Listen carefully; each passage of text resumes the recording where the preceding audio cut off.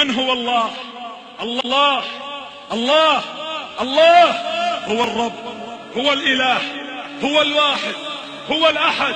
هو الرحمن، هو الرحيم، هو الملك، هو القدوس، هو السلام، هو المؤمن، هو المهيمن، هو العزيز، هو الجبار، هو المتكبر، هو التواب، هو الواسع، هو الكريم، هو العفو، هو القدير، هو اللطيف، هو الخبير، هو السميع، هو البصير، هو النصير، هو القريب، هو المجيب، هو الرقيب، هو الحسيب، هو القوي، هو الشهيد، هو الحميد، هو المجيد، هو المحيط، هو الحفيظ، هو الحق المبين، هو القهار، هو الخلاق، هو الفتاح، هو الودود، هو الغفور، هو الرؤوف، هو الشكور،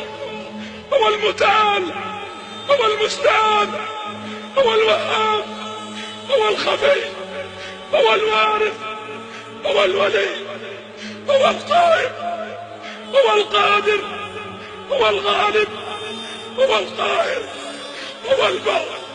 هو الحافظ، هو المليك، هو المقتدر، هو الوكيل، هو الكفيل، هو الكافي، هو الأكرم، هو الرزاق، هو ذو القوة المتين، هو غافر الذنب، هو قابل التوب،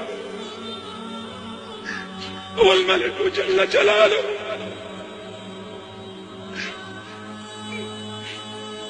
لا إله إلا الله، ذلكم الله. لو أن أشجار البلاد جميعها الأقلام